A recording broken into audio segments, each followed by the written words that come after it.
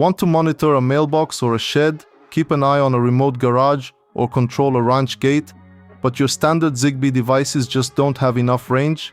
Then stick around, because I've got something you're going to like. And thanks to PCBWay, 2 of you will get a device for free. To participate, just subscribe and leave a comment telling me which scenario you'd use it in. PCBWay is a leading manufacturer offering PCB prototyping, assembly, 3D printing, and more. They can even take your ideas and bring your vision to life.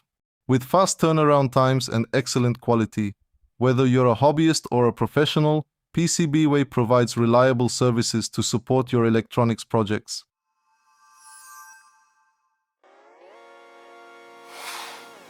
Over the last 6 months, I've been working on something really exciting, a unique LoRa sensor with powerful features, essentially a supercharged version of my mailbox sensor. It's built for long range, supports multiple inputs, allows two-way communication to control loads, is super easy to install and use, and highly power efficient. All files are available on GitHub for self-assembly. An interactive HTML file is also included to make the assembly process easier. If you're not a fan of manual assembly, you can purchase a ready-made device from my shop.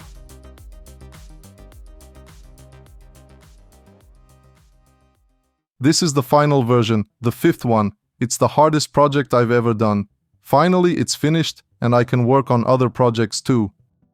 Okay, so it has 3 inputs, 2 for read switches and 1 for a doorbell button.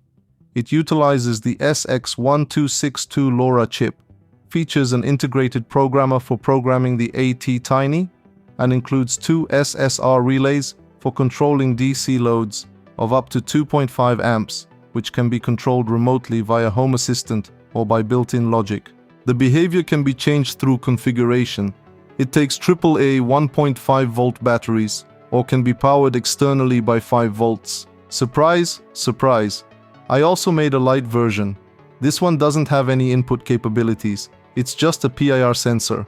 I personally use it to monitor my mailbox, but basically it's a compact motion sensor. It runs on a small LiPo battery and is extremely power efficient. Charge it once and basically forget about it. For the demonstration, I taped 2 read switches to the table, one configured as a door sensor and the other as a window sensor. I also added a push button to represent a doorbell, or really anything you want to configure it for. I connected 2 LEDs to the relays to represent loads. This LiPo battery is only powering the LEDs, so you can ignore it. When it's triggered, it sends a JSON payload and then powers off. So even if it detects constant motion, it stays powered off until the status is flipped. Of course, this behavior can be changed through configuration. You can also set it to stay on continuously. The same behavior applies to the door and window sensors. Because of that, it can achieve extremely low power consumption.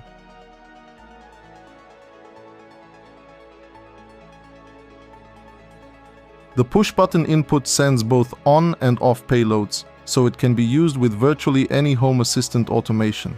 Right now, it's configured to listen for commands only after it's triggered. This can be changed to listen all the time. So after a trigger, we can enable the relays using buttons, Relay 1, Relay 2, or both together. It also has an acknowledgement option. When this is enabled, the sensor sends a command payload back, so we can be sure the command was received. Two-way communication is possible thanks to the Calibration gateway. In a two-way setup, it also acts as an MQTT to LoRa bridge. You'll find a link to the Calibration gateway video in the description. Power consumption is measured using the Power Profiler 2. As you can see, after every transmission, the sensor automatically powers off.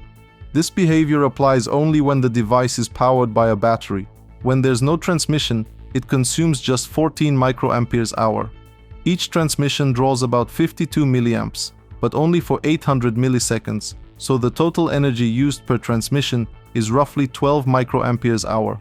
You can find more details about power consumption on the GitHub page. There, I tried to explain every step of the configuration and programming process, but now I'll show you how to actually program it. First, you need to download the entire project.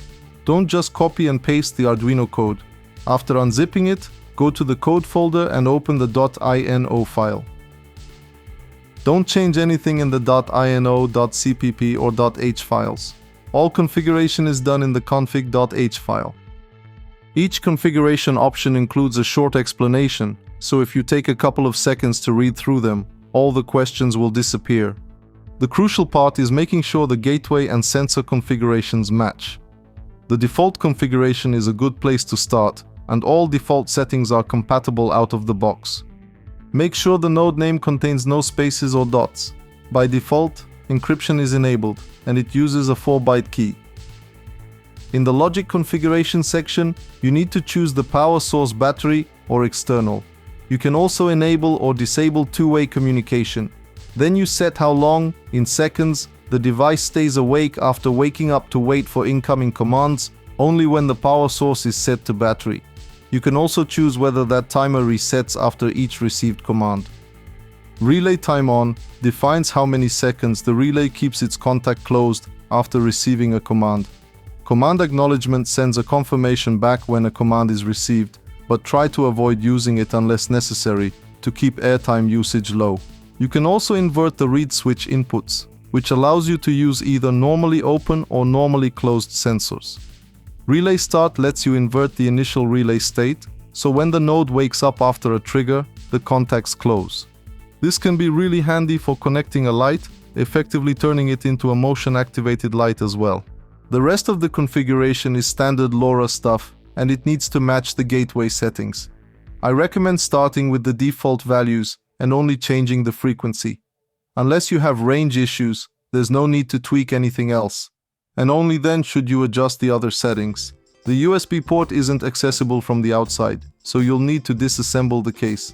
A small Allen key and a tiny screwdriver are included. The screwdriver is included only with the first batch.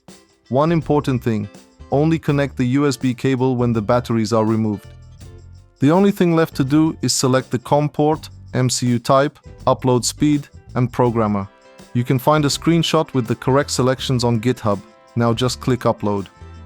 If everything is configured correctly, after powering it on, the device will appear in the MQTT device list under the name you configured. If for some reason the device doesn't appear in Home Assistant, connect the gateway to your PC, open the COM port, and check the incoming payloads. The light version configuration is the same.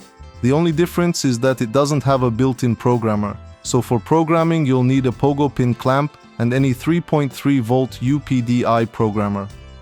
For the range test, I placed the Cappy bridge vertically on the table and then walked outside with the node. I didn't film the outdoor part because of the nasty weather, but the results were really good. I walked to the end of the row of trees, with no direct line of sight to the apartment. There were 2 buildings in between. Even so, the gateway received all the payloads. The distance was over 200 meters, and the signal strength was around -105 dBm. Thanks for watching. I hope you give this video a like. Happy New Year, and until the next video.